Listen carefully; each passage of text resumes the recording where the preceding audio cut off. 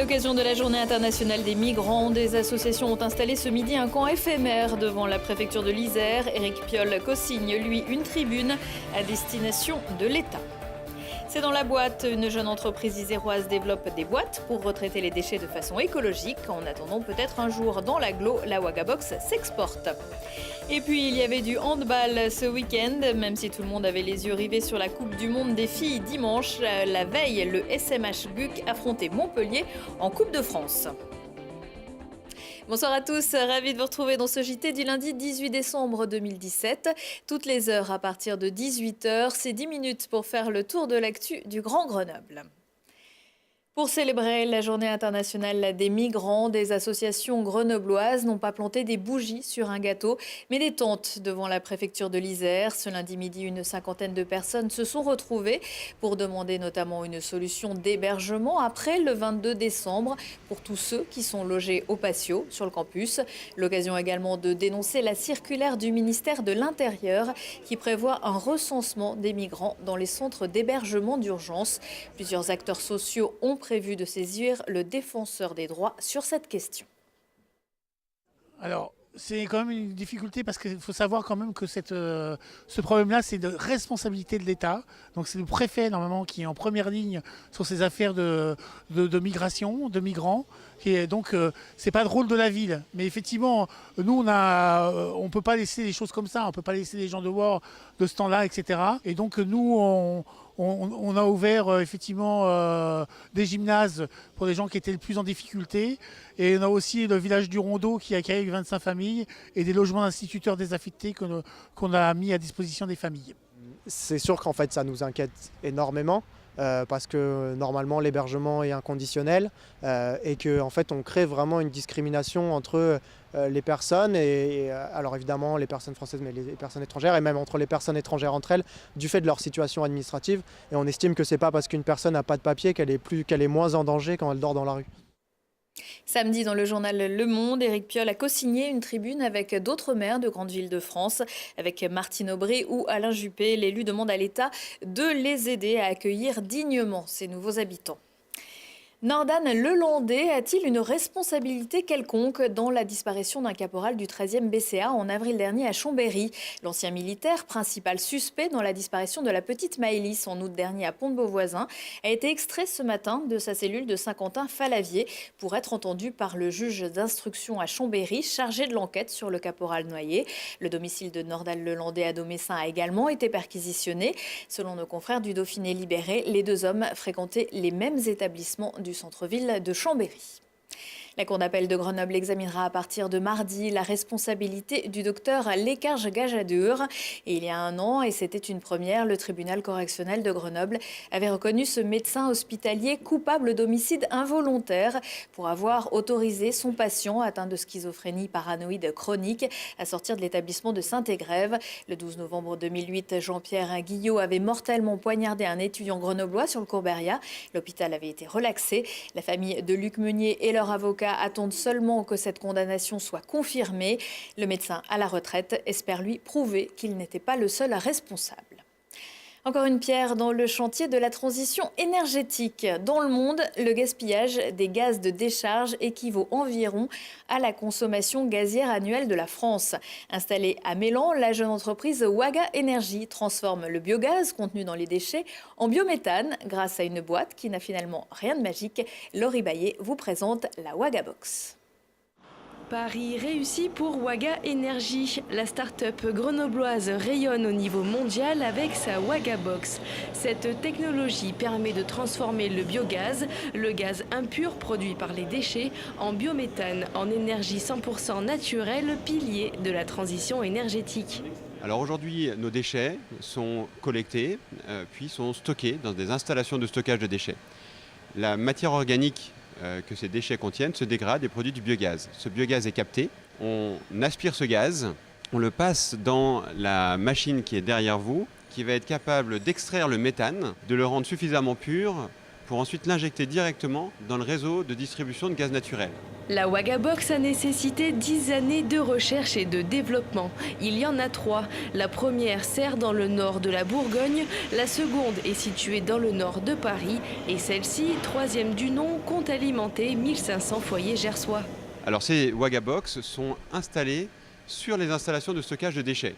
On connecte ces installations à la fois au système de dégazage de l'installation de stockage des déchets et au réseau de gaz naturel. Une machine telle que vous la voyez derrière moi permet d'alimenter à peu près 3000 foyers en gaz et d'économiser à peu près 4000 tonnes de CO2 par an.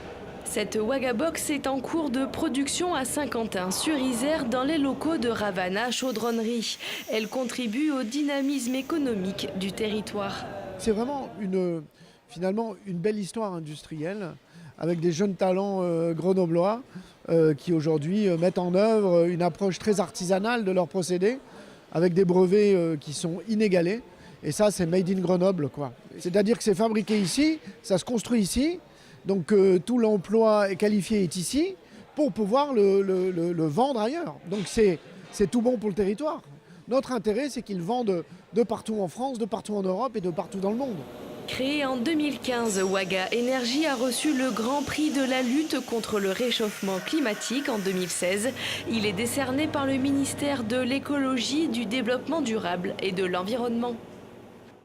Une start-up née dans le giron d'Air Liquide qui détient d'ailleurs un peu moins de 10% du capital. La casemate tire les marrons du feu après l'incendie dont il avait été victime dans la nuit du 20 au 21 novembre. Le Centre de culture scientifique et technique de Grenoble avait lancé un appel aux dons pour permettre de faire renaître de ses cendres le Fab Lab. Bien lui en a pris puisque la cagnotte Cocorico se monte à plus de 35 000 € grâce à la générosité de 562 donateurs. Les travaux de rénovation ont ainsi pu débuter et les activités de la casemate se poursuivent au rez-de-chaussée. L'enquête pour retrouver les auteurs du sinistre se poursuit. Il se retrouve régulièrement en Coupe de France, la dernière fois en 2016, avant cela en 2013 et samedi soir à la halle Pablo Neruda de Saint-Martin-d'Air. Le GSMH GUC recevait Montpellier en 16e de finale de la Coupe de France de handball.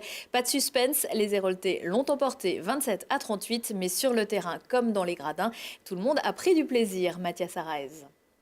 Si sur le papier le match pouvait ressembler à un échauffement pour le Montpellier handball, la réalité en a été tout autre. Bien qu'évoluant de division en dessous de leurs adversaires du soir, les vaillants grenoblo-martinérois du GSMH GUC ont montré du beau handball. Les joueurs d'Aziz Benkala ont résisté donc, mais n'ont pu éviter la défaite. La halle Pablo Neruda pleine à craquer a vibré, tout comme le président rouge et blanc Sébastien Chaban. Je suis très fier du collectif. Alors le répondant, on n'est pas surpris parce que je connais les valeurs de mes joueurs et des encadrants. Donc oui, je ne suis pas surpris, mais je suis très fier. Sur le parquet, les divisions d'écart sont oubliées. Côté montpelliérain, on a savouré la victoire, mais aussi le répondant des locaux. On savait que ça allait être compliqué, qu'ils allaient mettre beaucoup de physique. On s'y était préparé. Après, c'est bien parce que nous, ça nous permet de conserver le rythme et d'avoir une opposition qui vaut quelque chose. Donc on est très satisfait du match de ce soir. Il n'y a pas de blessés, on a gagné et je pense que le public a répondu présent et était très heureux. Réussir à tutoyer des internationaux n'est pas donné à tout le monde. Les Isérois n'ont d'ailleurs pas rougi de leur performance au buzzer final. Nous aussi, on a su montrer et nous aussi, on a su se battre avec nos armes et on leur a montré qu'on n'était pas... même si bien sûr il y a 2 divisions d'écart, excusez-moi, qu'on est capable de se battre et de faire valoir notre handball. Le parcours en Coupe de France terminé, il ne reste plus au GSMH GUC qu'une obsession, la montée en 2e division. Après quelques semaines de repos, les Isérois retrouveront le championnat le 27 janvier pour recevoir Strasbourg. Et Justine Breza et Martin Fourcade sur la plus haute marche du podium de la Mastart dimanche au Grand Bornand. L'étudiante en biologie à l'université Grenoble-Alpes a enregistré sa première victoire en Coupe du Monde. Sa collègue des 7, Anaïs Chevalier, est arrivée 6e.